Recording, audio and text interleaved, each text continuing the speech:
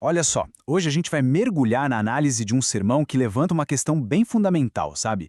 A fé de uma pessoa, ela se baseia naquilo que se sente ou naquilo que se sabe? Pois é, a gente vai explorar essa diferença e tentar entender o que isso significa na prática. E tudo começa com essa frase aqui, que é bem provocadora, né? Ela toca num ponto que, poxa, talvez muita gente já tenha sentido. Aquela inspiração, aquela energia de um momento especial que simplesmente some, se dissolve quando a gente encara os problemas do dia a dia. Então isso leva a gente direto para a pergunta central dessa análise toda. O que é que faz um sistema de crenças ser tão frágil? Por que isso acontece? Vamos dar uma olhada nos argumentos que o sermão apresenta para explicar essa instabilidade. Bom, para começar, o sermão fala de uma fé que é tipo uma montanha russa, sabe? Uma fé de altos e baixos. É um tipo de crença super comum, mas que, segundo o argumento, é muito, mas muito instável. É cheia de picos de euforia e logo depois vales de desânimo total. E para a gente conseguir visualizar bem essa instabilidade, a pregação usa uma metáfora bem interessante, o eletrocardiograma da fé. Pensa só na imagem. Um gráfico que não para de subir e descer, sabe? Ele sobe e desce o tempo todo acompanhando as circunstâncias e nunca encontra um equilíbrio. E como é que funciona esse tal eletrocardiograma? É mais ou menos assim, ó. Os picos, a parte alta do gráfico, acontece naqueles momentos de grande emoção, tipo num culto, com a música, aquela energia toda. Só que os vales, a parte de baixo, chegam bem rápido. Basta uma notícia ruim, uma conta para pagar, um problema no trabalho. E qual o resultado disso? Uma fé que depende totalmente do que está acontecendo do lado de fora para conseguir se manter de pé. Pois é, essa instabilidade toda nos leva direto para o coração do argumento. A grande diferença entre uma fé que apenas sente e uma fé que sabe. E a comparação aqui é, muito clara, né? De um lado, tem a tal da fé sensorial. Imagina ela como um castelo de cartas. Qualquer ventinho, qualquer mudança no ambiente ou no sentimento e pronto, desmorona. Já do outro lado, a fé que se baseia no conhecimento é tipo um farol. Ela é estável, ela dura, porque a base dela, o fundamento, não muda, não importa o tamanho da tempestade. Então, essa fé sensorial é definida no sermão como uma fé reativa. Ou seja, ela não tem iniciativa, ela só reage ao que acontece em volta. O ambiente está bom, está positivo, a fé está lá em cima. As circunstâncias pioraram, a fé some. Ela não tem força própria, entende? Ok, mas e aí? Qual é o problema disso? Onde é que está o limite dessa abordagem tão emocional? Pois é, o sermão vai fundo justamente nos perigos de construir uma crença inteira em cima de uma base tão movediça, tão instável quanto os nossos próprios sentimentos. E essa citação aqui, olha, ela resume o problema de um jeito muito direto. Pensa bem, se a fé precisa de sentimento bom para existir, o que sobra quando a vida traz medo, dúvida, dor? Segundo o argumento apresentado, o que sobra é só o medo. É ele que toma conta de tudo. E para deixar esse ponto bem claro, o sermão traz um estudo de caso, talvez um dos mais extremos da Bíblia, a história de Jó. A gente está falando de um homem que perdeu, assim, absolutamente tudo. E o que restou para ele? Apenas os sentimentos dele, de dor, de perda, de desespero.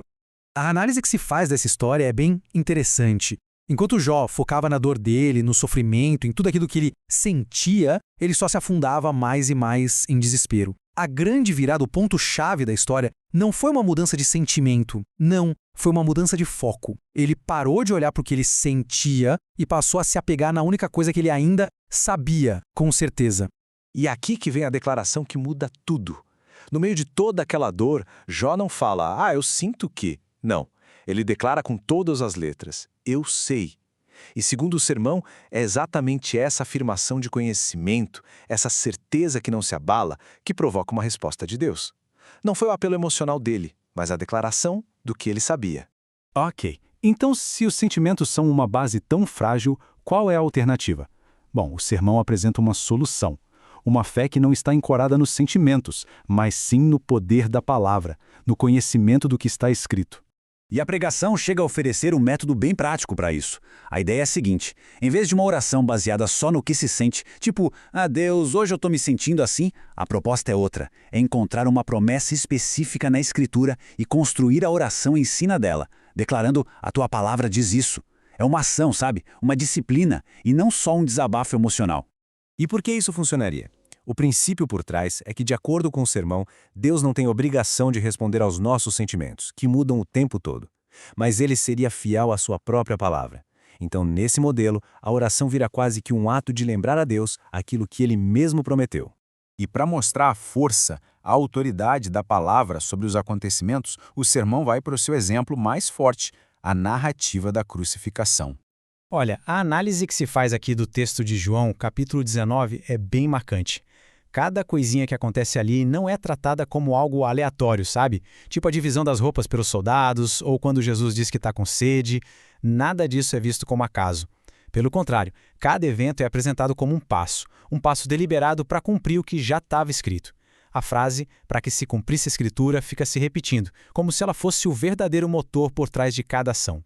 A conclusão que se tira disso é uau, muito forte. A palavra, aquilo que estava escrito, tinha mais autoridade do que a vontade dos soldados, mais autoridade do que a necessidade física de Jesus e, pasmem, mais autoridade até sobre o que aconteceria com o corpo dele depois da morte. A escritura, segundo essa visão, estava no comando de tudo.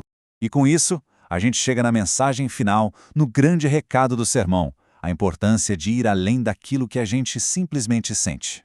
Então, resumindo tudo, a proposta é uma mudança de chave. Sair de uma fé passiva, que só reage aos sentimentos, para uma fé proativa, que age com base no que se sabe. A ideia é que esse conhecimento da palavra dá uma base, uma estabilidade, mesmo quando os sentimentos estão aquele caos. Ele permitiria que a pessoa interpretasse os acontecimentos da vida não como algo aleatório, mas como parte de um roteiro que já existe. E aí vem a frase final, aquela que amarra toda a mensagem. A distinção não podia ser mais direta.